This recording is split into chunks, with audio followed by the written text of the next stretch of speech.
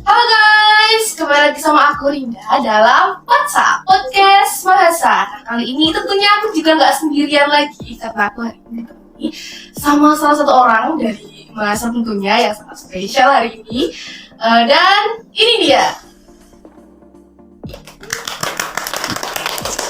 Oke, hari ini aku udah kedatangan Mas Haider lagi seperti episode sebelumnya, tapi kita akan ngobrolin sesuatu yang beda dari episode sebelumnya. Gitu. Say hello dulu ya teman-teman. Halo Mas Haider. Halo. Apa kabar nih? Halo semuanya. Apa kabar? Alhamdulillah ada baik dan tidaknya. Apa tuh? Ya, Kok mungkin baik? baiknya masih diberi kesehatan. Alhamdulillah. Dan tidak baiknya mungkin ada sesuatu yang menjadi beban pikiran lah. Lihat ya. Oke, mungkin kita langsung aja ngobrol apa yang perlu kita berikan sekarang. Aku punya beberapa pertanyaan yang harus banget aku tanyakan gitu, dan aku harus pengen tahu. Aku harus pengen gimana sih? Aku pengen tahu harus banget. Itu. Nah, untuk yang pertama itu bagaimana perasaan setelah menerima jabatan sebagai ketua Mahasa? Karena kita tahu sendiri ya, Mas Haider dia terpilih menjadi ketua umum MB Mahasa di periode 2023. Nah, itu gimana perasaannya setelah terpilih, setelah menang voting gitu? Kalau ditanya tentang perasaan sih, bisa dikatakan ada senangnya juga, ada nggak senangnya juga. Senangnya mungkin diberi amanah dan juga tanggung jawab, mungkin bisa jadi pengalaman lah buat kedepannya. Tapi kalau misalkan nggak senangnya tuh, mungkin merasa belum pantas gitu. Karena emang dalam bidang organisasi itu masih kurang kalau menurut saya sendiri. Karena emang buat memanage suatu organisasi itu bukan sesuatu yang kayak kita memanage hal yang kecil, gitulah. Jadi bahagialah kayak gitu. Tapi menerima kan? Bisa menerima dengan status sekarang. Oh enggak lah, mungkin buat menerima, tapi ya dilakuin aja. Dan kita juga kemarin sudah melaksanakan rapat kerja. Kalau dari Mas Haider sebagai seorang ketua itu, target dari pengurus tahun ini yang baru itu apa sih target yang ingin Mas capai dari kepengurusan tahun ini itu seperti apa?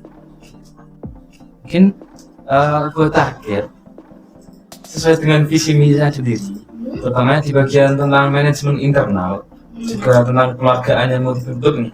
Jadi target saya mungkin buat memanage kepengurusan ini sebagus mungkin, setertata mungkin, juga gimana caranya biar itu tertata dengan menggunakan yang namanya keluarga. Jadi mungkin buat target lainnya ya ada sih, tapi next lah mungkin. Kita bicarakan di next episode nanti. Iya benar. Jadi stay tune terus di. Jadi intinya kekeluargaan dulu atas sama untuk player-playernya nih, kan nggak semua player jadi pengurus ya, ini gimana harapannya dari Mas Haider? Harapannya dari tahun ke tahun kan pasti lebih baik gitu kan. Jadi mungkin buat tahun ini harapannya lebih ke kita bisa upgrade skill tentang kemasinan itu sendiri, tentang gimana caranya kita itu paham tentang apa sih itu masinan, apa sih itu tentang seksional kita sendiri, apa sih itu tentang gimana kultural atau budaya di masinan. Jadi antara pengurus dan player itu harus sama-sama berjalan dari kita. Oke, selanjutnya kita aja kita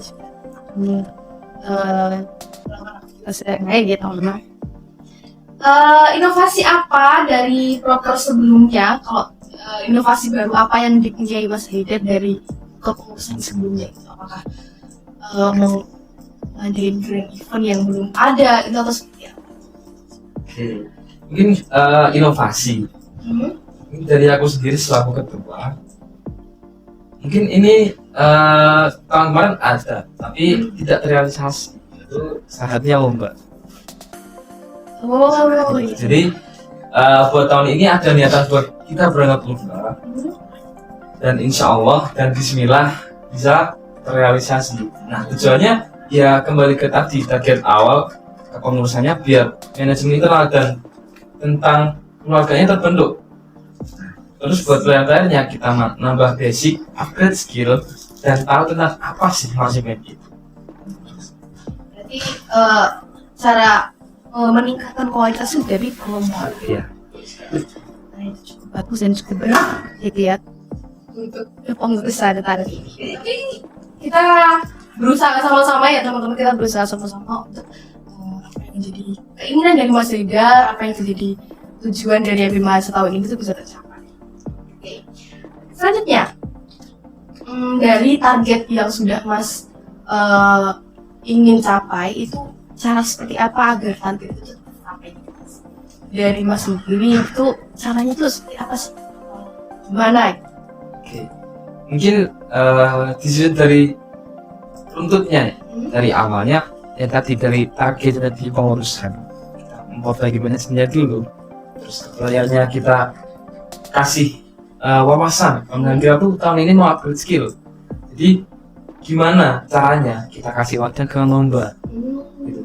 Jadi lomba ini buat wadah kita bersama, bukan cuma di player, bukan cuma di pengurus, tapi buat adik-adik kedepannya biar nanti ada ya dinamakan pengalaman lah. Soalnya menurut dari tahun-tahun kemarin kita kan nggak pernah sih, belum, karena kemarin juga COVID dan tahun kemarin juga belum jadi kita tahun ini insya Allah mau berangkat. Kalau agak sedikit menguras tenaga, Iya, tapi pasti. ya sudahlah, kita coba dulu ya teman-teman. Nggak tahu kan kalau kita nggak coba kan kita nggak akan tahu. Jadi ya kita usaha semaksimal mungkin. Nah Kak tadi kan mau ikut perlombaan, mau ini mau itu. Nah kira-kira dukungan apa yang dibutuhkan ketika kita akan menjalani itu semua, baik dari dukungan dan apapun itu, karena kita kan nggak mungkin tanpa dukungan gitu ya, berjalan itu pasti ada yang menuntun itu. Kira-kira dukungan yang paling besar itu dari mana? Ya mungkin bagi ke dua bagian ya, internalnya ada eksternal.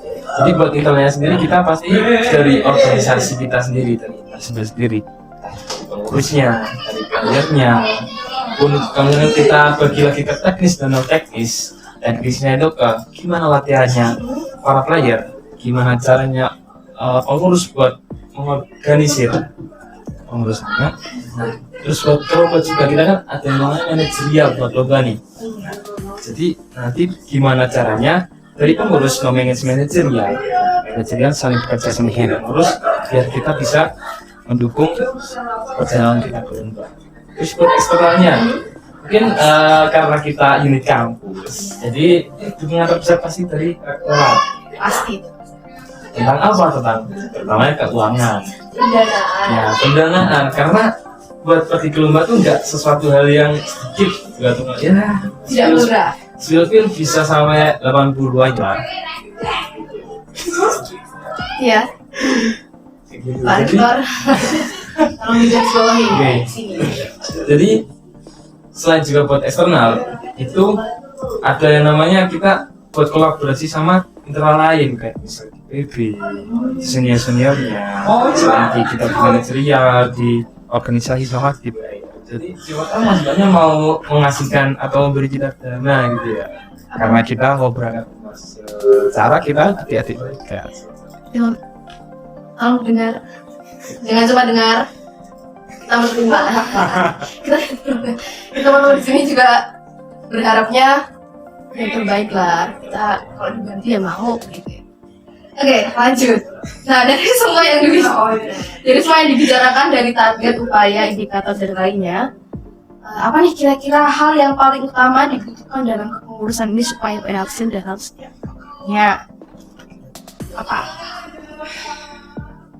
karena kami pengen manajemen dan juga kita menuju ke kemarin.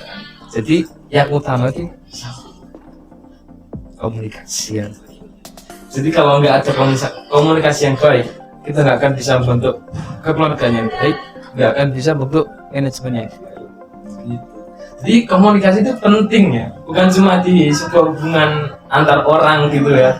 Komunikasi, jadi buat di organisasi pun kita berkomunikasi yang baik. Kalau teknis kan satu, hanya ke semuanya nih. Nggak cuma misal kita di bidang teknis, nggak cuma teknis saja yang bisa nanti ke pengurus harian, ke mahasiswanya, nanti kan bisa miskom dan informasinya itu nggak sampai ke mereka. Yang berikutnya adalah komunikasi. Oke, dari sekian banyak yang sudah kita bicarakan, ada nggak nih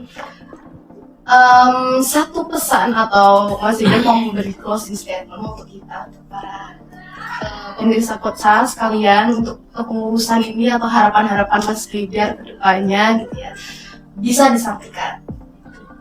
Mungkin satu hal yang ini mungkin umum lah buat kita. Jadi prioritas itu ada hubungannya dengan rasa malas, ya kan? Jadi gimana caranya kita melawan rasa malas? Kita harus ada yang namanya motivasi. Motivasi itu tadi timbul karena kita suka dengan satu hal. Jadi kalau misalkan kita mau semangat, kita harus ada motivasi, harus ada suatu hal yang kita suka. Jadi gitu teman-teman, motivasi, semangat, suka. Itu yang bikin kita betah ada di Mahasa. Mungkin sudah itu saja cukup dari kami. Terima kasih untuk Mas Eda. Terima kasih guys. Terima kasih. Oke, mungkin cukup sekian podcast kali ini karena kita juga ada aktivitas lain tentunya untuk mencapai target kita yang tadi ya teman-teman, target yang sudah dibicarakan Mas Eda tadi. Cukup sekian, saya ucapkan terima kasih sekali lagi Mas Eda. Dan jangan lupa di like, di komen, serta di subscribe. Dan jangan lupa terus saksikan podcast Mahasa di episode-episode selanjutnya. Cukup sekian dari saya. Bye guys.